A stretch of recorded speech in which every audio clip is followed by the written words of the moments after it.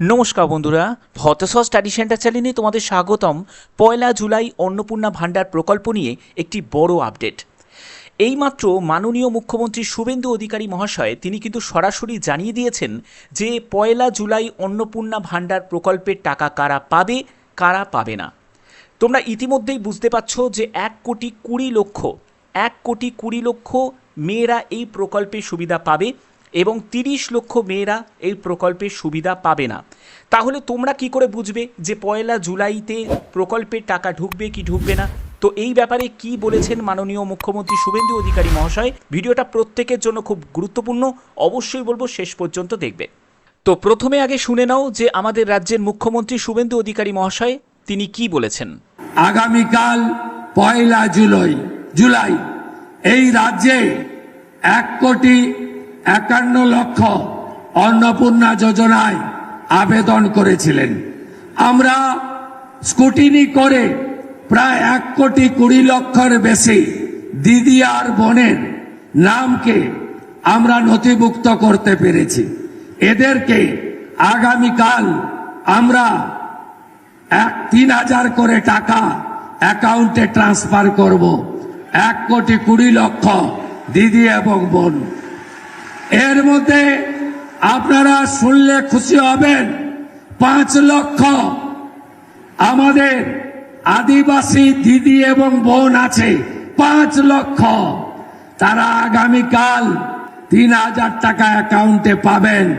প্রতি মাসে তারা এই সরকারের তাদের অ্যাকাউন্টে পাঠাবে। তো তোমরা শুনে নিলে যে উনি কি বলতে চেয়েছেন। তো এবার মেন প্রশ্ন হচ্ছে যে 1 জুলাই কারা প্রকল্পের টাকা পাবে কারা প্রকল্পের টাকা পাবে না। তো দেখো, যদি তোমার স্ট্যাটাসে সাবমিটেড দেখায়, মানে সবেমাত্র সাবমিট হয়েছে ফর্ম, এখনো পর্যন্ত কোনো ভেরিফিকেশন প্রসেসই চালু হয়নি, তাহলে তো অ্যাকসেপ্টের কোনো চান্সই নেই। যতক্ষণ না অ্যাকসেপ্ট দেখাবে ততক্ষণ কিন্তু তোমরা নিশ্চিত হতে পারবে না। তাহলে সেক্ষেত্রে সাবমিটেড মানে কিন্তু এখন নয়, আরও সময় লাগবে যতক্ষণ না স্ট্যাটাসে তোমার অ্যাকসেপ্ট পর্যন্ত পৌঁছচ্ছে।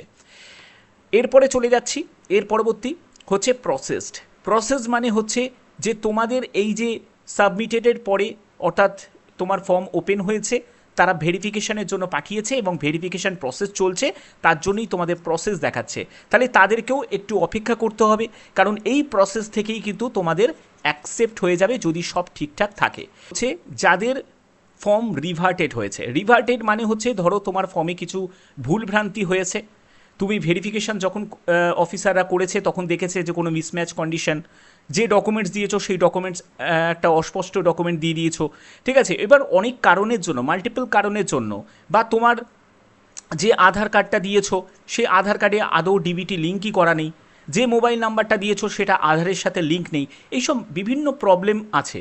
তো এইসব বিভিন্ন প্রবলেমের কারণে যদি তোমার ভেরিফিকেশান কোনো জায়গায় আটকে যায় তাহলেই কিন্তু তোমার ফর্ম রিভার্টেড হয়ে যাবে, অর্থাৎ ফেরত পাঠিয়ে দেওয়া হয়। তো এই রিভার্টেডকে এবার তো তোমাকে কি করতে হবে, সংশোধন করতে হবে। এবার এই সংশোধন তো তুমি করবে না, তোমাকে ডিএম অফিস হোক বা বিডিও অফিস হোক, বা দেখবে আশাকর্মীরা দেখবে বাড়ি বাড়ি তারা যাচাই করবে যে তুমি প্রকল্পের টাকাটা পেয়েছো নাকি, ঠিক আছে। যদি তোমার কন্ডিশন অনুযায়ী তুমি তাদেরকে বলো যে আমার এরকম স্ট্যাটাসে দেখাচ্ছে, তারা দেখবে তোমাকে এই ব্যাপারে প্রপার একটা গাইডেন্স তোমাদের দেবে। এছাড়া তোমরা গ্রাম পঞ্চায়েত লেভেলে বা মিউনিসিপ্যালিটিতেও তোমরা যোগাযোগ করতে পারো যে তোমার এরকম রিভার্টেড দেখাচ্ছে, ঠিক আছে। কিন্তু এডিট কিন্তু তোমরা করতে পারবে না, এডিট যে অফিসার তারাই করবে।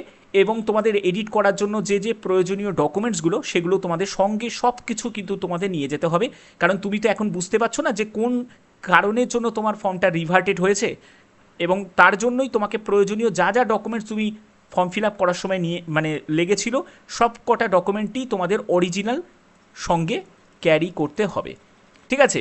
এবং জেরক্সও তোমরা নিয়ে যাবে, যদি লাগে তো লাগতে পারে। এর পরবর্তী হচ্ছে, যদি তোমার ফর্মে স্ট্যাটাসে যদি অ্যাকসেপ্টেড দেখায়, এবার তোমরা বলবে যে স্যার এখন তো আমরা কিছুই দেখতে পাচ্ছি না, এখনের কথা হচ্ছে না।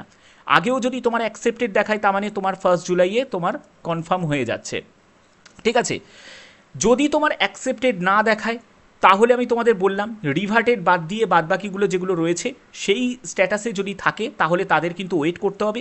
আর যদি তোমার অ্যাকসেপ্টেড দেখায় তাহলে তোমার 1 জুলাইয়ের পর থেকে কিন্তু তোমাদের টাকা ঢোকা শুরু হয়ে যাবে, বা 1 জুলাই থেকেও শুরু হয়ে যেতে পারে, ঠিক আছে। কিন্তু যাদের অনেক আগে থেকে অ্যাকসেপ্টেড হয়ে গেছে তাদের কিন্তু নিশ্চিত ব্যাপারটা। তো যাই হোক, এই ব্যাপার কিন্তু এখানে ক্লিয়ার করে দিলাম। তো আশা করি ভিডিওর মাধ্যমে প্রত্যেকটি ব্যাপার তোমাদের কাছে খুঁটিনাটি তুলে ধরতে পারলাম। যদি ভিডিওটা ভালো লাগে অতি অবশ্যই ভিডিওটাতে একটি লাইক করে দিও, চ্যানেলটিকে সাবস্ক্রাইব করে বেল আইকনটাকে অল করে রেখো। এখনের মতো এটুকুই, টাটা।